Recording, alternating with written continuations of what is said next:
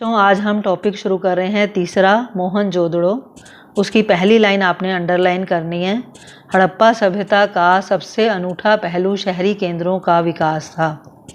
कई बार एक नंबर में क्वेश्चन पूछा जाता है कि हड़प्पा सभ्यता का सबसे अनूठा पहलू क्या था, तो आंसर हो जाएगा शहरी केंद्रों का विकास। यानी इनके जो केंद्र थे, इनके जो नगर थे वो विकसित थे। उसके बाद ये वाली लाइन अंडरलाइन करो, मोहनजोदड़ो सबसे प्रसिद्ध पूरा स्थल है। सबसे पहले खोजा गया स्थल हड़प्पा था। तो अगर पूछा जाए सबसे पहले कौन सा स्थल खोजा गया, तो उसका आंसर हड़प्पा। और अगर ये पूछा जाए कि सबसे प्रसिद्ध पूरा स्थल कौन सा था, तो उसका आंसर हो जाएगा मोहनजोदड़ो। कई बार इस तरह भी क्वेश्चन आ जाता है, हड़प्पा सभ्यता के 2 प्रमुख केंद्र कौन से थे, तो उसमें आपने आंसर देना है हड़प्पा तथा मोहनजोदड़ो। ये इसके 2 प्रमुख नगर थे। अब नेक्स्ट पैराग्राफ जो है वो अंडरलाइन करना शुरू करेंगे। बस्ती 2 भागों में विभाजित है। ये हम सारा मोहनजोदड़ो के बारे में पढ़ रहे हैं कि जो इनकी बस्ती होती थी उसके 2 भाग होते थे। एक छोटा होता था लेकिन ऊंचाई पर बनाया जाता था। छोटा मीन्स क्षेत्रफल उसका कम होता था, एरिया कम होता था, लेकिन वो ऊंचाई पर बना हुआ था। और दूसरा जो था वो कहीं अधिक बड़ा था, यानी उसका एरिया काफ़ी ज़्यादा था और वो नीचे बनाया गया था। तो कई बार पेपर में प्रश्न आ जाता है कि हड़प्पाई बस्ती जो है वो कितने भागों में विभाजित थी, तो आपको पता चल गया कि वो 2 भागों में विभाजित थी। अब आगे अंडरलाइन करना है तुमने, पुरातत्वविदों ने इन्हें दुर्ग और निचला शहर का नाम दिया है। तो यानी कि बस्ती के जो 2 भाग थे उसमें एक भाग का नाम दुर्ग और दूसरे भाग का नाम निचला शहर। तो क्वेश्चन आपको पता चल गया कैसे बनेगा। हड़प्पा बस्तियों के विभाजित 2 भागों के नाम बताएं। अब जो दुर्ग है वो एरिया में छोटा था लेकिन ऊंचाई थी उसकी, ऊंचा बना हुआ था। और जो निचला शहर है वो एरिया में बड़ा था और नीचे बना हुआ था। तो कई बार ये भी पूछ लिया जाता है कि दुर्ग और निचला शहर में छोटा कौन सा था, तो आंसर हो जाएगा कि दुर्ग छोटा था। अब इसके बाद ये भी अंडरलाइन करें, दुर्ग की ऊंचाई का कारण यह था कि जो यहाँ की संरचनाएं हैं वो कच्ची ईंटों के चबूतरे पर बनी हुई थी। यानी कि पहले कच्ची ईंटों का चबूतरा बनता था, उसके ऊपर वो कोई संरचना भवन वगैरह कुछ भी बनाते थे। दुर्ग को दीवार से घेरा गया था, ये भी अंडरलाइन करो। तो दुर्ग को दीवार से घेरा गया था ताकि ये जो है दुर्ग निचले शहर से अलग किया जा सके। नेक्स्ट पैराग्राफ, ये हमने दुर्ग के बारे में पढ़ा है। अब आ जाता है निचला शहर। तो जो निचला शहर है वह भी दीवार से घेरा गया था। जो मैं बोल रही हूँ वो आपने अंडरलाइन करना है। तो इसके अतिरिक्त कई भवनों को ऊंचे चबूतरों पर बनाया गया था जो नींव का कार्य करते थे। दुर्ग के तो सारी संरचनाएं चबूतरे पर बनी हुई थी, लेकिन जो निचला शहर था उसमें कोई भवन ऐसा था जिसे चबूतरे पर बनाया गया था। उसके बाद आपने नेक्स्ट पैराग्राफ में आ जाओ आप लोग।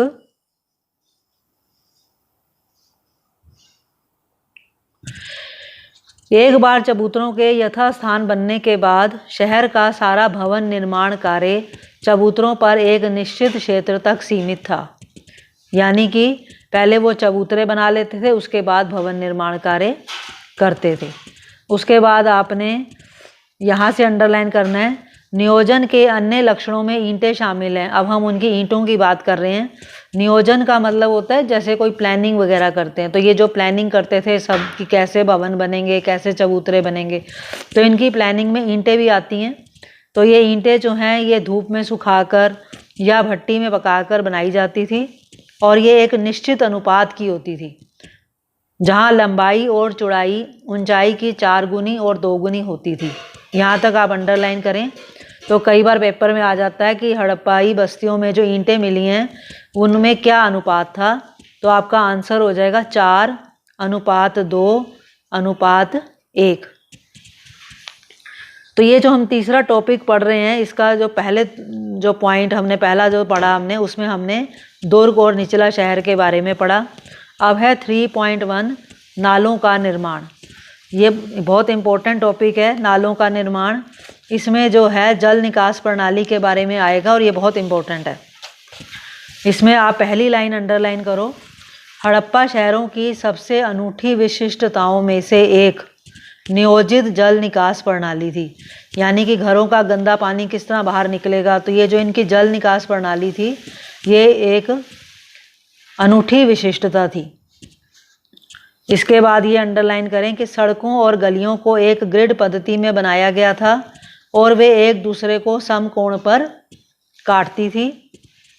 पहले नालियों के साथ गलियों को बनाया गया था और फिर उसके अगल बगल आवासों का निर्माण किया गया था।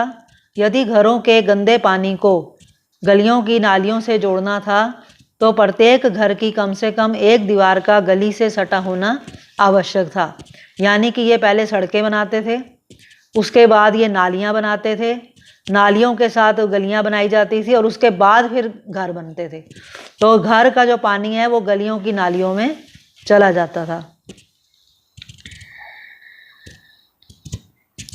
अब इसके बाद नेक्स्ट है गृह स्थापत्य। तो ये जो 3.2 हम टॉपिक पढ़ रहे हैं, कई बार इसमें क्वेश्चन आ जाता है 3.2 में ही इसका आंसर है कि मोहनजोदड़ो की गृह स्थापत्य कला के बारे में बताएं। या तो इस तरह सीधा सीधा पूछ लिया जाता है या फिर मोहनजोदड़ो के आवासीय भवनों की विशिष्ट विशेषताएं बताएं। आवासीय भवन का मतलब होता है जो उनके जहाँ वो रहते थे उनके घर। तो क्वेश्चन किसी भी तरह पूछा जा सकता है। तो इसमें आपने अंडरलाइन करना है कि मोहनजोदड़ो का जो निचला शहर था, तुमने पढ़ा मोहनजोदड़ो में दुर्ग भी था और निचला शहर भी था। दुर्ग में जो संरचनाएं बनाई जाती थी वो किसी न किसी विशिष्ट प्रयोजन करने के लिए बनाई जाती थी, और जो निचला शहर में जो संरचनाएं थी वो आवासीय भवन थे, यानी कि वहाँ पर लोग रहा करते थे। तो इनके घर कैसे होते थे? इनके घर एक आंगन पर केंद्रित थे, यानी कि एक बड़ा सा आंगन होता था, उसके चारों ओर कमरे बने होते थे। आंगन खाना पकाने और कताई करने जैसी गतिविधियों का केंद्र था, यानी कि आंगन में खाना पकाने और कताई करने का काम होता था। इसके बाद लोग जो है वो एकांतता को महत्व देते हैं, यानी कि वो अपनी प्राइवेसी को महत्व देते थे। भूमि तल पर बनी दीवारों में खिड़कियां नहीं होती थी, जो नीचे का फ्लोर होता था उनका, वहाँ पे वो खिड़कियां नहीं बनाते थे ताकि कोई झांक ना सके। इसके अतिरिक्त मुख्य द्वार से आंतरिक भाग या आंगन का सीधा अवलोकन नहीं होता है। अवलोकन का मतलब होता है दिखाई देना, यानी कि अगर कोई बाहर से जा रहा है तो वो मुख्य द्वार से अगर झांकेगा तो उसको कुछ भी दिखाई नहीं देगा, आंगन भी नहीं दिखाई देगा और अंदर का हिस्सा भी नहीं दिखाई देगा। यानी वो एकांत प्रिय थे, वो नहीं चाहते थे कि कोई उनको झांक के देखे कि वो क्या कर रहे हैं। Next paragraph. हर घर का ईंटों के फर्श से बना अपना एक स्नान घर होता था, यानी कि हर घर में एक स्नान घर था जिसका जो नीचे फर्श है वो ईंटों से बना होता था, और उसकी भी जो नाली है वो दीवार के माध्यम से सड़क की नाली से जुड़ जाती थी। और कुछ घरों में दूसरे तल या छत पर जाने के लिए सीढ़ियों के अवशेष भी मिले हैं। और कई आवास ऐसे थे जहाँ पर कुएं थे, और कुएं ऐसे कक्ष में बनाए जाते थे जिनमें कि बाहर से भी कोई आ जा सकता था, यानी कि कोई बाहर से राहगीर जा रहा है तो वो भी उस कुएं का पानी पी सकता था। विद्वानों ने अनुमान लगाया है कि मोहनजोदड़ो में कुओं की कुल संख्या लगभग 700 थी। तो ये भी कई बार एक नंबर में आ जाता है कि मोहनजोदड़ो में अनुमानतः कितने कुएं थे, तो आंसर हो गया 700।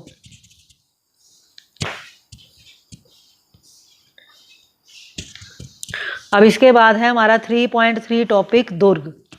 दुर्ग मैंने तुम्हें बताया था, दुर्ग जो है ये बस्ती जैसे दो भागों में बाजी थी, तो दुर्ग ऊंचा वाला था। तो दुर्ग में जो संरचनाएं मिली हैं, यानी जो भवन मिले हैं, उनका प्रयोग किसी विशिष्ट सार्वजनिक प्रयोजन के लिए किया जाता था। यानी कि जो निचला शहर था वहाँ पे आवासीय भवन बने हुए थे, और दुर्ग में जो भवन बने हुए थे वो कोई खास प्रयोजन के लिए थे। जैसे कि एक माल गोदाम मिला है, तो माल गोदाम जो है, माल गोदाम तो तुम समझ ही गए हो कि भाई एक स्टोर टाइप का जिसमें वो सामान वगैरह रखते थे। तो इसमें जो है इसके निचले हिस्से मिले हैं जो कि ईंटों से बने हुए थे, और इसके ऊपर के हिस्से जो कि माना जाता है शायद लकड़ी के बने हुए थे, और वो इस समय नष्ट हो चुके हुए हैं। और एक विशाल स्नानागार। तुमने दो चीज़ें पढ़ दी हैं दुर्ग में, एक माल गोदाम के बारे में ज़्यादा नहीं है, क्योंकि उसका ऊपर का हिस्सा वैसे ही ख़त्म हो गया था और नीचे की संरचना ईंटों से बनी हुई थी। तो ये विशाल स्नानागार जो है ये इम्पोर्टेंट है। कई बार क्वेश्चन पेपर में आ जाता है कि हड़प्पा सभ्यता का विशाल स्नानागार कहाँ से प्राप्त हुआ और इसके बारे में वर्णन करें। तो कहाँ से प्राप्त हुआ का आंसर क्या होगा? मोहनजोदड़ो। तो विशाल स्नानागार मोहनजोदड़ो में मिला है और इसके वर्णन जो है वो आप अभी पढ़ोगे। विशाल स्नानागार आंगन में बना एक आयताकार जलाशय है जो चारों ओर से गलियारे से घिरा हुआ है, यानी कि एक आयत की शेप का वो जलाशय है और चारों ओर उसका गलियारा है। गलियारा जैसे कॉरिडोर नहीं होता गली की तरह, मतलब सारा वो बना हुआ है। और दो तरफ से सीढ़ियाँ बनी हुई थी उसके नीचे तल तक जाने के लिए, ये अंडरलाइन कर लो। उसके बाद यहाँ से अंडरलाइन कर लो कि इसके तीनों ओर कक्ष बने थे जिनमें से एक में एक बड़ा कुआं था। अब जलाशय से जो पानी है वो एक बड़े नाले में बह जाता था और इसके उत्तर में एक गली में एक छोटी संरचना बना रखी थी जिसमें 8 उन्होंने स्नानागार बना रखे थे, 4 एक तरफ और 4 उसके सामने, ये अंडरलाइन कर लो। उसके बाद लास्ट लाइन आप अंडरलाइन कर लें कि जो इसका प्रयोग, इसका मीन्स ये जो विशाल स्नानागार है, तो इसका प्रयोग किसी प्रकार के विशेष आनुष्ठानिक स्नान के लिए किया जाता था। आनुष्ठानिक स्नान का क्या अर्थ है? जैसे कोई धार्मिक काम करते हैं तो उसमें उन्होंने स्नान वगैरह करना है, जैसे गंगा स्नान के लिए जाते हैं लोग, तो ऐसे ये अनुष्ठानिक स्नान मतलब पूजा के पर्पज से जो ये स्नान करते थे उसमें ये इस्तेमाल होता था। ये इस बात का संकेत मिला है। अब हमने जो चौथा टॉपिक शुरू करना है उससे पहले आप ये देख लो कि तीसरे टॉपिक के जो प्रश्न हैं वो कौन कौन से हो सकते हैं। जैसे ये प्रश्न आ सकता है, स्पष्ट करें मोहनजोदड़ो हड़प्पा सभ्यता का एक नियोजित शहरी केंद्र था। इसमें ये पूरा तीसरा टॉपिक का जो मैंने अंडरलाइन करवाया वो सब आएगा। या क्वेश्चन ऐसे आ जाए, स्पष्ट करें मोहनजोदड़ो हड़प्पा सभ्यता का एक विकसित शहर था, उसमें भी जो मैंने ये तीसरे टॉपिक का सब अंडरलाइन करवाया वो भी आएगा। इसके अलावा बैक एक्सरसाइज में जो क्वेश्चन हैं वो भी आप देख सकते हैं। क्वेश्चन नंबर 6 है, मोहनजोदड़ो की विशिष्टताओं का वर्णन करें। इसमें भी तीसरा टॉपिक जो भी अंडरलाइन करवाया वो सब आएगा। या प्रश्न नंबर 3 है, क्या आप इस तथ्य से सहमत हैं कि हड़प्पा सभ्यता के शहरों की जल निकास प्रणाली नगर योजना की ओर संकेत करती है? तो आपने इसमें भी ये सारा जो अंडरलाइन करवाया है वो सब लिखना है। तो अब आप ये देख लो कि मोहनजोदड़ो टॉपिक जो हमने पढ़ा है उसका क्वेश्चन किस किस तरह से आ सकता है। अब हम चलते हैं चौथे टॉपिक की तरफ, सामाजिक भिन्नताओं का अवलोकन।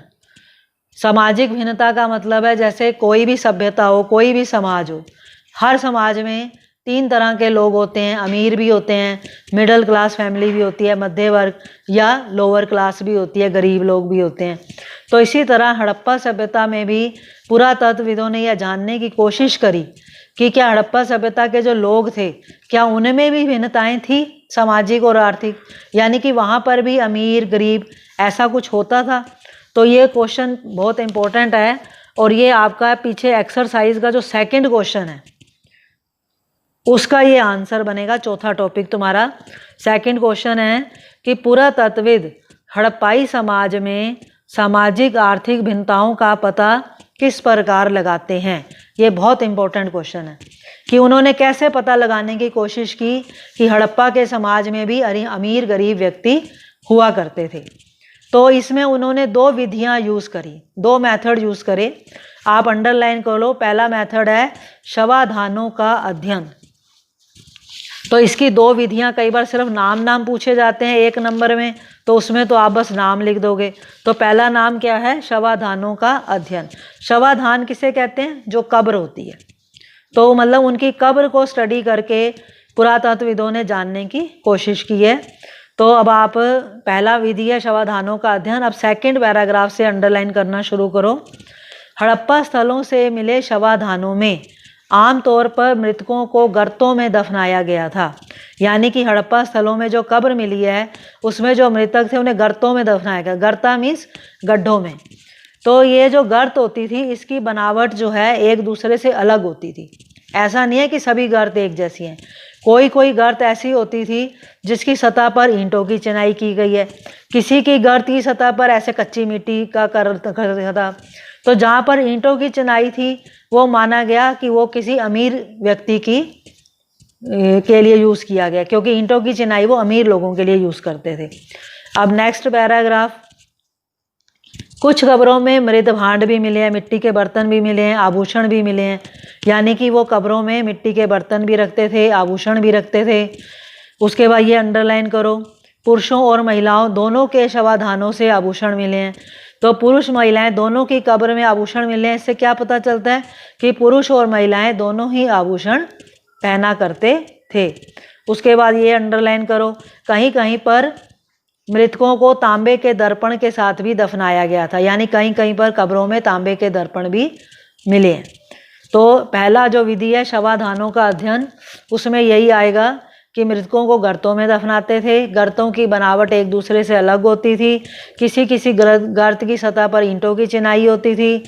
कब्रों में मृद भांड मिले हैं, आभूषण मिले हैं, मनके भी मिले हैं, तांबे के दर्पण भी मिले हैं। अब आभूषण जिसके में सिंपल आभूषण होंगे, ऐसे ही मिट्टी उसके साधारण से, तो इसका मतलब वो गरीब व्यक्ति की कब्र है। तो इस तरह से कब्रों के अध्ययन से, शवाधानों के अध्ययन से पुरातत्वविदों ने यह जानने की कोशिश की कि ये जो शवाधान है, ये कब्र है, ये अमीर व्यक्ति की है या गरीब व्यक्ति की है।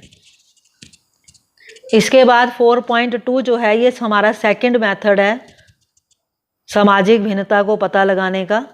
तो पहली विधि का नाम था शवाधानों का अध्ययन और दूसरी विधि का नाम है विलासिता की वस्तुओं की खोज। तो अब इसमें आपने ये पढ़ना है कि जैसे पुरातत्वविद हैं, वो जितनी भी वस्तुएं मिली पुरानी, उन्होंने उसके दो हिस्सों में उसे बांट दिया, एक तरफ उपयोगी वस्तुएं और एक तरफ विलास की वस्तुएं। अब उपयोगी वस्तुएं कौन सी होती हैं?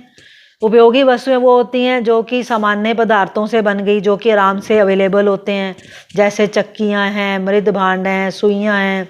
तो ये वस्तुएं सभी बस्तियों, मतलब ये जो वस्तुएं थी ये सभी तरह की बस्तियों में मिली, चाहे कोई बस्तियां छोटी थी या बड़ी थी। और ये उपयोगी वस्तुएं हर वर्ग का व्यक्ति इस्तेमाल करता था, चाहे वो अमीर है या गरीब है। लेकिन कुछ वस्तुएं ऐसी थी जिनको विलास की वस्तुएं कहा गया। ये वस्तुएं कीमती थी, दुर्लभ थी, महंगी थी और ये जटिल तकनीकों से बनती थी, यानी ये आराम से नहीं बन जाती थी। इसमें उन्होंने एग्जाम्पल दिया है फ्यांस का। तो फ्यांस क्या होता है, ये भी कई बार पेपर में प्रश्न आ जाता है कि फ्यांस क्या होता है। तो कोई रेत घिसी हुई है, उसमें रंग डाला, चिपचिपा पदार्थ डाला, फिर उसको पकाते हैं, पका के जो तैयार होता है पदार्थ उसको फ्यांस कहते हैं। तो फ्यांस के जो छोटे पात्र बनाए गए उनको वो जो है वो कीमती थे। क्यों कीमती थे? क्योंकि उनको बनाना कठिन था। इसके बाद आप जो है नेक्स्ट इसमें आ जाओ पैराग्राफ में, महंगे पदार्थों से बनी दुर्लभ वस्तुएं, जो महंगी वस्तुएं थी वो सामान्यतः मोहनजोदड़ो और हड़प्पा जैसी बड़ी बस्तियों में केंद्रित हैं और छोटी बस्तियों में ये विरले ही मिलती हैं। यानी जो विलास की वस्तुएं थी ये बड़ी बस्तियों में मेन मिली हैं। जैसे हमने पढ़ा उपयोगी वस्तुएं वो तो सभी बस्तियों में मिलती थी, लेकिन विलास की वस्तुएं बड़ी बस्तियों में मिलती थी। जैसे उदाहरण इन्होंने दिया है फ्यांस के लघु पात्र, फ्यांस तुम्हें बताया गया। तो ये जो फ्यांस के लघु पात्र हैं ये सुगंधित द्रव्यों के पात्रों के रूप में प्रयुक्त होते हैं। यानी वो इत्र वगैरह आपने सुना हो ना, इत्र, तो ये डाला जाता था उसमें छोटे छोटे पात्रों में। और ये मोहनजोदड़ो और हड़प्पा में मिले हैं, कालीबंगन जैसी छोटी बस्तियों में ये नहीं मिले हैं। तो आपने इस तरह से हमारा ये चौथा टॉपिक पूरा होता है और चौथा टॉपिक पूरा होते ही हमारा वो प्रश्न का उत्तर भी आ जाता है जो मैंने तुम्हें अभी बताया। तो अगर सिर्फ विधियों के नाम एक नंबर में पूछे जाएं तो आपने विधियों के नाम लिखने हैं। पहली विधि शवाधानों का अध्ययन, दूसरी विधि विलासिता की वस्तुओं की खोज। और अगर ये ज़्यादा नंबर में आता है तो जो मैंने 4.1 में अंडरलाइन करवाया है वो भी लिखना है और जो 4.2 में अंडरलाइन करवाया है वो भी लिखना है। बस अब देख कितने मिनट की है।